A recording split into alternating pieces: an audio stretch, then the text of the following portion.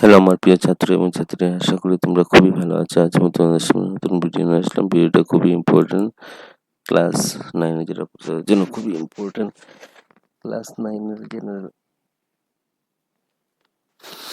General সায়েন্সের question paper নিয়ে আসলাম 2026 first unit টেস্টের কোশ্চেন পেপার নিয়ে আসলাম। ভিডিওটা দেখা মাত্র সবার সাথে ভিডিওটাকে শেয়ার করে দেবে। চ্যানেলটা নতুন দেখা থাকলে চ্যানেলটা সাবস্ক্রাইব করে বেল আইকনটা বাজাতে কিন্তু ভুলবে না। আর কমেন্ট করে বলবে কি ধরনের ভিডিও দরকার। আমি চ্যানেলের মধ্যে সকল ইম্পর্টেন্ট কোয়েশ্চেন ফার্স্ট ইউনিট টেস্টে দিয়ে দিয়েছি, দেখে নেবে এক এক করে। এখান থেকে ম্যাক্সিমাম কোয়েশ্চেন তোমরা পরীক্ষায় গিয়ে পেয়ে যাবে। চলো শুরু করা যাক আজকের very important first unit test question paper 2026 সকল ডিস্ট্রিক্টের জন্য কিন্তু কমন।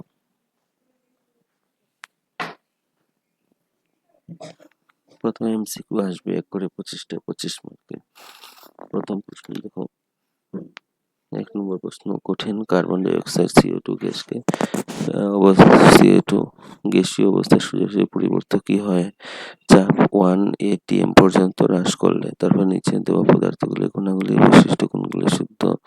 রোমান 1 এবং রোমান 3। রোমান 1 হলো পদার্থের কণাগুলির মধ্যে স্থান আছে, আর রোমান 3 রোমান এবং রোমান 3 শুদ্ধ। রোমান 3। ডি নম্বর অপশন, পদার্থের কণাগুলি অবিলম্ব গতিশীল। কোষে থাকা নিউক্লিয়াসকে আবিষ্কার করেন রবার্ট ব্রাউন। নিচে কোনটি প্রাণীর কোষীয় অঙ্গাণু নয়? আনসার হবে প্লাস্টিক। সরণের পরিবর্তনের হারকে কি বলে? বেগ বলে। বায়ু, লোহা, মধু, জল, তুলা, উপরে কোনগুলি তাদের ঘনত্ব ক্রমানুসারে সঠিক হবে? আনসারটা হবে প্রথম বায়ু, তারপরে তুলা, তারপরে জল, তারপরে মধু, তারপরে লোহা। নিচের কোনটি উক্তি কঠিন পদার্থের ক্ষেত্রে সঠিক? আনসারটা হবে সি নম্বর, রোমান 2 এবং রোমান 3। রোমান 2 হলো কঠিন পদার্থের নির্দিষ্ট আকার এবং আয়তন আছে, রোমান 3 কঠিন পদার্থের সংকোচনশীলতা খুবই নগণ্য। নেক্সট প্রশ্ন 8 নম্বর, নিচের কোনটি ঊর্ধ্বপতন ঘটে না? কোনটি ঊর্ধ্বপতন ঘটে না? আনসারটা হবে সি নম্বর, সোডিয়াম ক্লোরাইড। কোষকে আবিষ্কার করছেন রবার্ট হুক। বেগের শুধু মান আছে, দিক নেই, কি হবে? রোমান এবং রোমান 2 শুধু শুদ্ধ। রোমান হলো বেগের শুধু মান আছে, দিক নেই। বেগ বেগের একটি ভেক্টর রাশি, বেগ একটি ভেক্টর রাশি। তারপরে দেখুন নেক্সট, ওডোমিটার দ্বারা কি মাপা হয়? দূরত্ব মাপা হয়। একটি বস্তু যদি সরল রেখাতে সমান দ্রুতিতে গমন করে, তখন বস্তুটি কি হয়? সমগতি হয়। ত্বরণের SI একক কি? Metre second -2। বাষ্পীকরণের হার বৃদ্ধি পাবে যদি উষ্ণতা বৃদ্ধি হয়।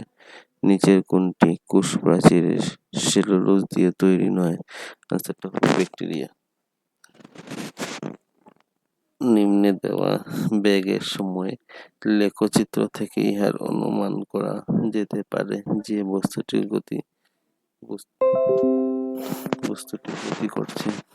আনসারটা হবে সমগতি, স্থিতিগতি, অসমগতি বা সমগতি হবে। তারপরে দেখো বেগের SI একক কি? Metre second -1। উষ্ণতার SI একক কি? কেলভিন। জলের পূর্ণাঙ্ক কত? 373 কে। মাটির কলসির জল গ্রীষ্মকালে ঠান্ডা হওয়ার কারণ কি? বাষ্পায়ন। কোষের এনার্জি কারেন্সিকে বলা হয় কি? ATP কে বলা হয়। নিচের কোনটি নিজস্ব DNA আছে? 2টি। একটি গাড়ির বৃত্তাকার গতিপথ করে ডি এবং অতিবৃত্ত গতিক্রম করার পর বস্তুটির সরণ কি হবে? আনসারটা হবে সি নম্বর ডি। নিচের কোনটি ভেক্টর রাশি? আনসারটা হবে দূরত্ব। DWA এর কার্যগত অংশ কি বলে? জিন। তারপর দেখুন নিম্নে উষ্ণতাগুলি কেলভিন স্কেলে 2 + 2 4 25 degree Celsius 373 degree Celsius. Neptune বড় সময়ের সাথে অদৃশ্য হয়ে যায় অবশিষ্টাংশ না রেখে। কারণ দর্শাও। একটি বস্তু 16 মিনিট 4 সেকেন্ডে পরবর্তী 16 সেকেন্ড 2 সেকেন্ডে যায়। বস্তুর গতি কি হবে? তারপরে 29 নম্বর, 5 সেকেন্ডে গাড়ির ত্বরণ 18 কিলোমিটার/আওয়ার থেকে 34 কিলোমিটার/আওয়ার হয়। এই সময়ে গাড়িটির ত্বরণ নির্ণয় করো। 30 নম্বর, সমবৃত্তীয় গতিকে আঁকার উদাহরণ দাও। 31 নম্বর, কোষের কোন অঙ্গাণুকে শক্তিকর বলা হয় এবং কেন? প্রোক্রিয়েটিক বা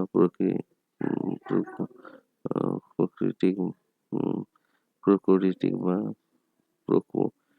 প্রকোষ্ঠকেন্দ্রীয় কোষ এবং ইউক্যারিওটিক বা সংকোষকেন্দ্রীয় কোষের মধ্যে পার্থক্য কি? উদ্ভিদ কোষের এই চিত্র অঙ্কন করা প্রাণী কোষটা শিখে নেবে। অবিশ্রবণ কি? ভেরি ইম্পর্টেন্ট কোশ্চেনের ব্যাপারে ভিডিওটা দেখা মাত্রই সবার সাথে ভিডিওকে শেয়ার করে দেবে।